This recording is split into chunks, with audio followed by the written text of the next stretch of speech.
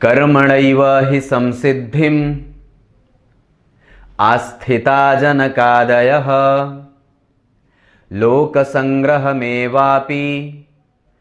संपश्यन् कर्तुमर्हसि। प्रिय दर्शकों नमस्कार, एक बार फिर से उपस्थित हूं आप सबके सामने सोमवार के बाद मंगलवार के कार्यक्रम में। सुखदायक कुछ ऐसे योगों के बारे में आपसे चर्चा करने वाला हूं जहां पे आपको ये बात आसानी से पता चल जाती है कि मेरे जीवन में सुख की स्थिति कैसी है, क्योंकि लोग सवाल अक्सर पूछते हैं सुख वह है कि नहीं है, थोड़ा बता दीजिए पंडित जी।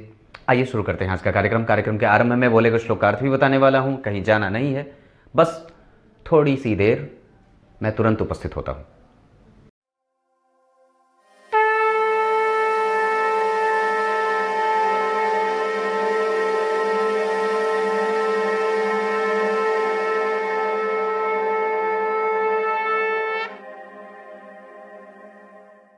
आइए अब आपको कुछ ऐसे, बस ध्यान यहां पे रखिएगा, कहीं भटकना नहीं है, सीधे विषय पे लेके आ जाता हूं। सुखदायक स्थितियां कब कब जन्म कुंडली में बनती हैं, इसको देखना हो तो सबसे पहले आपको यह देखना होगा कि लग्न के अधिपति उच्च के हैं, स्वग्रही हैं, मित्र की राशि में बैठे हैं या खुद की राशि में या खुद की राशि को देख रहे हैं। मतलब जो यहां पे अंक लिखा है उस अंक का अधिपति या तो यहीं बैठा हो या फिर वो उसको कहीं से भी देख रहा हो। अब जैसे मान लीजिए अगर आपकी कुंडली में कुंभ लग्न बनता हो या 10 नंबर की राशि मकर लग्न बनती हो और अगर शनि यहां बैठे हों तो अपनी राशि को देखेंगे, यहां बैठे हों तो राशि को देखेंगे, या यहां बैठे हों तो राशि को देखेंगे। अगर गुरु बैठे हों तो गुरु लग्न के अधिपति बनते हों तो या तो वो यहां बैठे होंगे तो 5वीं दृष्टि से देखेंगे, यहां बैठे हों तो 7वीं दृष्टि से देखेंगे, और अगर यहां देखेंगे तो यहां से 5वीं, यहां से 7वीं, और यहां बैठे होंगे तो यहां से 9वीं दृष्टि से लग्न को देखेंगे। ये बातें बनती हैं। यानी कि कोई भी ग्रह, ये तो मैंने गुरु और शनि की बात करी, पर आपकी कुंडली में कोई भी ग्रह अगर लग्न का अधिपति हो और लग्न को देख रहा हो तो ये सुखदायक योग होता है। ये पहली बात थी। अब दूसरी बात पे लेके आता हूं। लग्न में कोई शुभ ग्रह बैठा हो और वो नीच का न बैठा हो, ये दूसरी सबसे प्रबल और सबसे अच्छी बात है। अगर लग्न में कोई भी राशि बन रही हो, वो किसी भी कुंडली की या किसी भी ग्रह की नीच राशि ना हो और वो ग्रह वही नीच का ना होता है। जैसे मान लीजिए यहां पे अगर कोई भी ग्रह बैठा है, जैसे मान लीजिए शुक्र बैठे हों और वहीं पे 6 नंबर भी लिखा हो, मतलब क्या बात हो जाती है कि लग्न में ही एक ग्रह नीच का बैठा है। यह व्यक्ति के प्रभावों को कमजोर करता है। कहने का मतलब है अगर कोई ग्रह यहां बैठा हो, उच्च का होकर के बैठा हो, चाहे कोई भी ग्रह हो, तो वो सुखदायक योग हो जाता है। ये दूसरी सुखदायक स्थितियां हैं। तीसरी सुख की स्थिति क्या है, बड़े ध्यान से समझिएगा।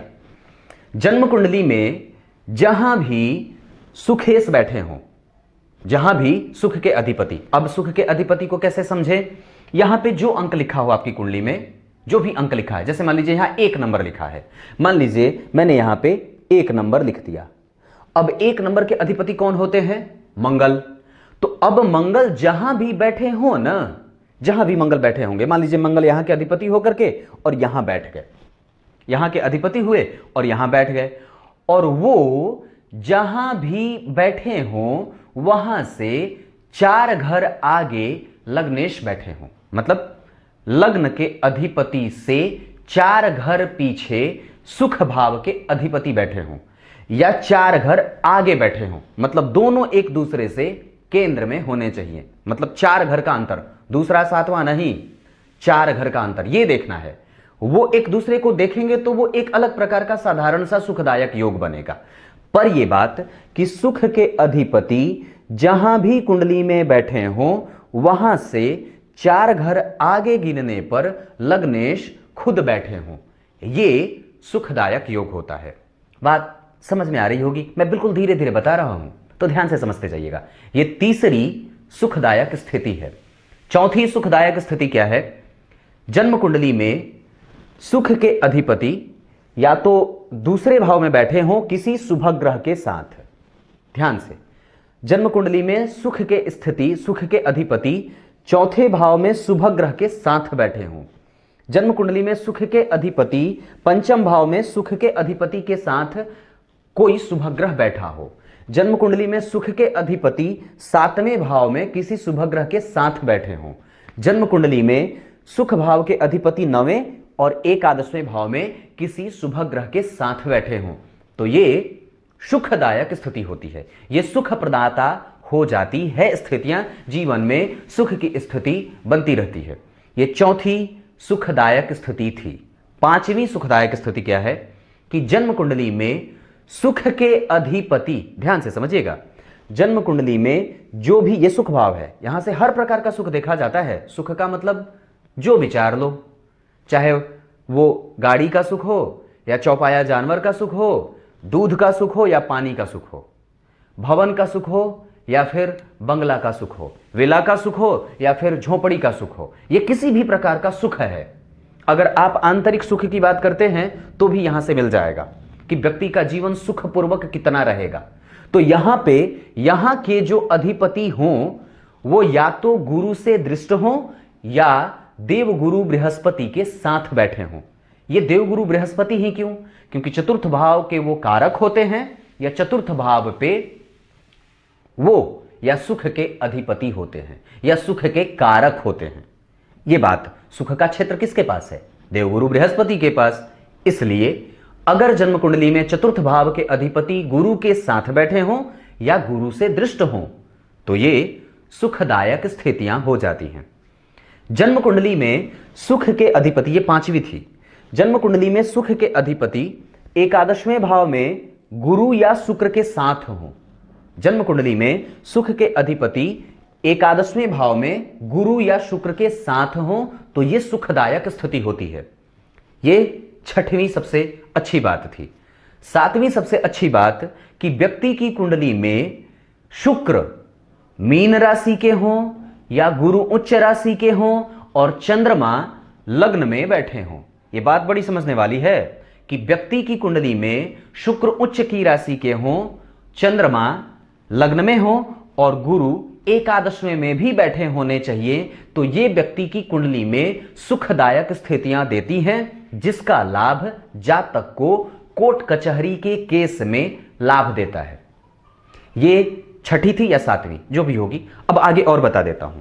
सुख के बारे में जब कभी भी सुख के अधिपति शुभ ग्रहों के साथ हो या शुभ ग्रहों के बीच में हो, मतलब उन्हें शुभ कर्तरी लगा हो, ये जहां भी बैठे हों उसके आगे और पीछे दो शुभ ग्रह बैठे हों। और एक बात बताता हूं, दरअसल अगर दो शुभ ग्रहों के बीच में अगर कोई पाप ग्रह भी बैठा हो ना तो उसकी दशा अच्छी जाती है और उसकी दशा में आपको परेशानी में कम गुजरना पड़ता है और परेशान कम होना पड़ता है। तो यह भी एक प्रकार का सुखदायक योग ही हो जाता है। यह सातवीं थी ना। अब आठवीं बता देता हूं। व्यक्ति की कुंडली में सुख के अधिपति अस्त न हो, कमजोर न हो और अपने मित्र के नवांश में बैठे हों। मतलब जो यहां लग्न कुंडली में अगर सुख के अधिपति अच्छी स्थिति में बैठ रहे हों पर नवांश कुंडली में वो अपने या तो उच्च के नवांश में बैठे हों। उच्च के नवांश का मतलब क्या है कि वो नवांश कुंडली में जाकर के अपने उच्च को प्राप्त कर लेता हो, अपने उच्च राशि में बैठ जाता हो, तो ये उच्च का नवांश है।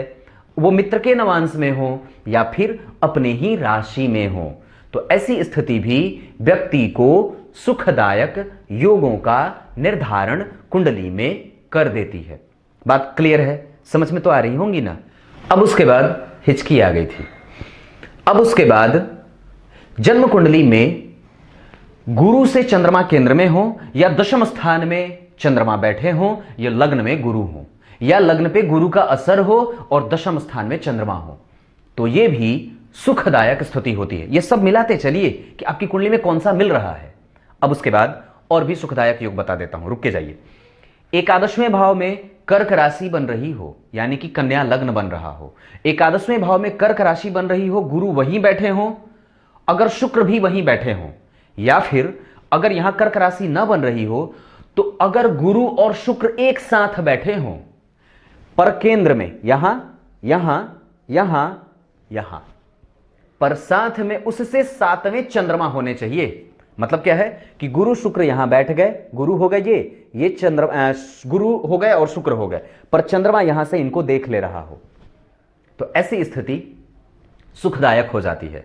अब उसके बाद और सुख की स्थिति बता दूं तो केंद्र के चारों ही घरों में शुभ ग्रह की स्थिति हो या फिर चारों ही घरों में कोई भी ग्रह बैठे हो, मतलब यहां भी बैठा हो, यहां भी कोई ग्रह बैठा हो, अपापक शुभक कोई भी हो, यहां भी कोई ग्रह बैठा हो और यहां भी कोई ग्रह बैठा हो, ये चतुस्सागर नामक राजयोग होता है। बात समझ में तो आ रही है। अब उसके बाद और बताता हूं, यदि शुक्र मीन के बैठे हो यानी कि मीन राशि में या कर्क राशि में और साथ ही साथ 8वें और 11वें भाव में कोई पापक ग्रह बैठा हो, मतलब क्या है कि अगर शुक्र आपकी कुंडली में मीन राशि के बैठे हो या कर्क राशि के बैठे हो और 8वें भाव में कोई पापक ग्रह बैठा हो, 11वें भाव में कोई पापक ग्रह बैठा हो, तो ऐसी स्थिति में जातक को सुखदायक स्थितियां मिलती रहती हैं। उसके बाद स्थायी सुख कैसे देखते हैं? जन्म कुंडली में कुछ ऐसे योग होते हैं जो व्यक्ति को स्थायी सुख दे देते हैं, जीवन पर्यंत व्यक्ति सुख को भोगने वाला होता है।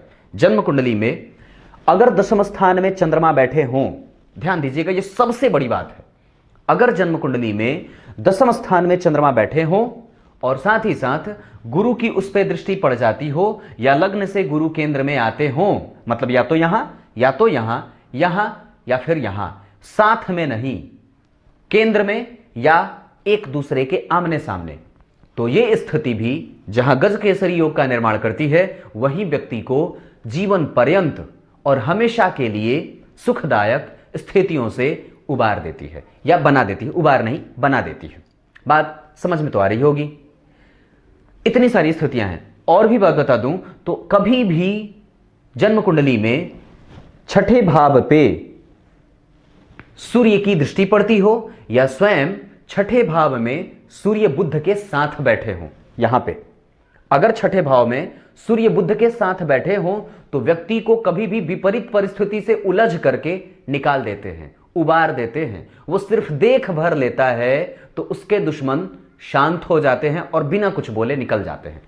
उसकी स्थिति कभी भी डरने वाली नहीं होती है और कभी भी व्यक्ति को सुख के लिए भाग दौड़ नहीं करनी पड़ती है, उसको थोड़े से नेत्रों के चलाने की आवश्यकता होती है। ये कुछ ऐसे योग थे जो आपको जान लेना आवश्यक था। अब आइए आपको कार्यक्रम के आरंभ में बोले गए श्लोक का अर्थ बता देता हूं। गीता जी के 3 अध्याय के 20वें श्लोक में भगवान ने बात कही है। क्या कही है? अगर श्रेष्ठ बनना चाहते हो तो निष्कामता को प्राप्त हो जाओ, मतलब अपने कर्म में कभी भी आसक्ति ना रहो और आसक्ति से युक्त होकर के कोई कर्म ना करो, क्योंकि वही श्रेष्ठ हुआ है और वही समाज का पथ प्रदर्शक हुआ है या बना है जिसने अपने कर्मों को कभी देखा नहीं है इस नजर से कि मुझे ये मिल जाएगा या मुझे इसका ये फल प्राप्त होगा।